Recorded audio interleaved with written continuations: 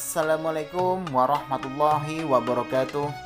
Apa kabar semuanya para pecinta YouTube channel Tobat 100% yang saya sayangi serta dirahmati dan dimuliakan oleh Allah SWT. Pastinya saya selalu mendoakan kalian semua semoga panjang umur, sehat sekeluarga, banyak rezeki, serta dijauhkan dari segala bentuk musibah dan diberkahi hidupnya oleh Allah SWT. Amin amin ya rabbal alamin.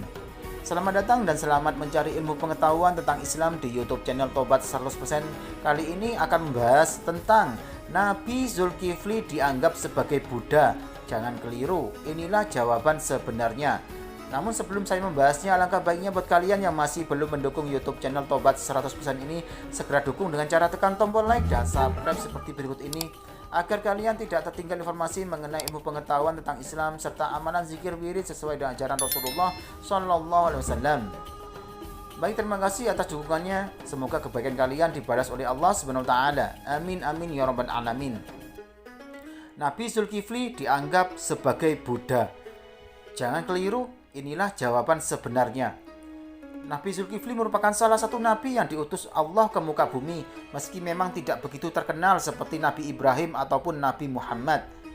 Demikian pun dengan kisah-kisahnya yang hanya diketahui oleh sedikit dari umat Islam, tidak seperti nabi lainnya. Meski demikian, Nabi Zulkifli menjadi salah satu nabi yang disebutkan namanya di dalam kitab suci umat Islam, yaitu Al-Quran. Pembahasan tentang Nabi Zulkifli memang menarik, apalagi ada sebagian kelompok yang percaya bahwa dia adalah Buddha. Nabi Zulkifli adalah satu di antara 25 nabi yang wajib diketahui oleh umat Islam. Meski demikian, kisahnya tidak diceritakan secara jelas di dalam Al-Quran kecuali hanya nama dan sifatnya saja. Penyebutan nama dan sifatnya itu pun hanya sebanyak 2 kali saja, yakni pada surat Al-Anbiya dan Syad. Dan ingatlah kisah Ismail, Idris, dan Zulkifli, mereka semua termasuk orang-orang yang sabar dan kami masukkan mereka ke dalam rahmat kami. Sungguh mereka termasuk orang-orang yang soleh. Quran surat Al-Anbiya ayat 85 sampai 86. Dan ingatlah Ismail, Ilyasa, dan Zulkifli, semuanya termasuk orang-orang yang paling baik. Quran surat Syad ayat 48. Dari 2 ayat ini jelas bahwa Allah menggambarkan Nabi Zulkifli sebagai orang sabar, saleh, dan paling baik.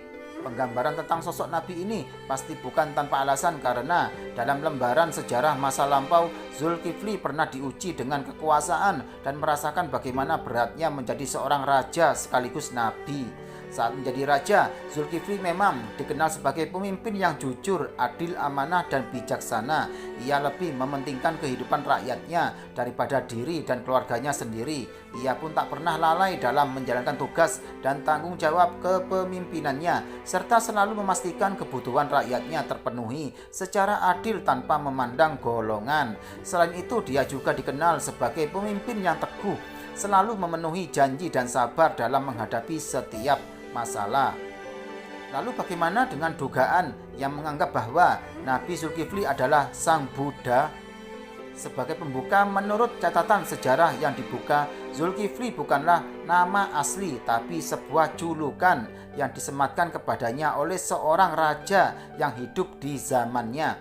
Dia memiliki nama asli Bashar, namun diganti oleh raja karena berhasil menyelesaikan amanah untuk berpuasa di siang hari, sholat di malam hari, dan sabar menahan amarah. Ketika itu sang raja sedang mencari seseorang yang layak menggantikan dirinya, dan pemuda bernama Bashar adalah satu-satunya orang yang sanggup memegang amanah tersebut. Sejak saat itulah nama Zulkifli melekat padanya.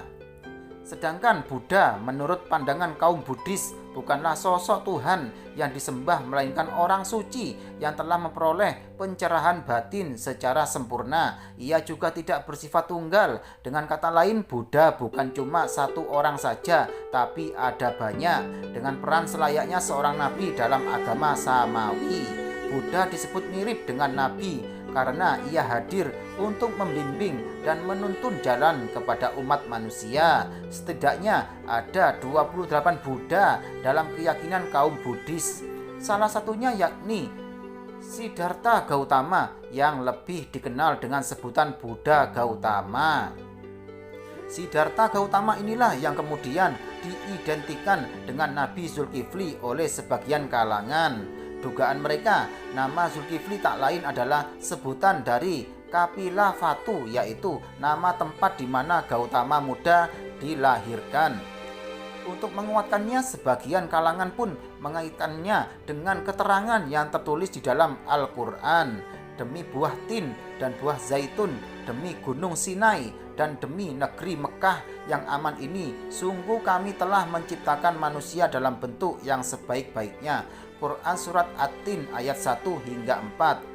Mereka menganggap buah tin sebagai pohon Bodhi yang diyakini menjadi tempat di mana budak Gautama mencapai pencerahan sempurna melalui proses semedi. Adapun buah zaitun, Bukit Sinai, dan kota Mekah masing-masing dihubungkan kepada Nabi Isa serta Muhammad.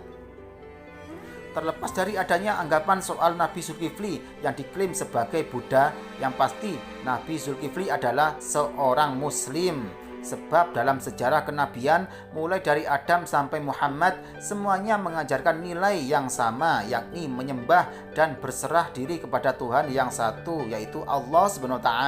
Adapun perbedaan mereka hanya pada ranah syariat saja. Nah, demikianlah penjelasan dari YouTube channel Tobat 100% ini mengenai Nabi Zulkifli yang dianggap sebagai Buddha. Semoga bisa menambah ilmu pengetahuan buat kalian semuanya ya, dan semakin menambah keimanan kepada Allah SWT. Amin amin ya robbal alamin. Jangan lupa selalu simak YouTube channel Tobat 100% ini setiap harinya agar kalian tidak tertinggal informasi mengenai ilmu pengetahuan tentang Islam serta amalan zikir wirid sesuai dengan ajaran Rasulullah SAW. Sekian, terima kasih, semoga bermanfaat. Wassalamualaikum warahmatullahi wabarakatuh.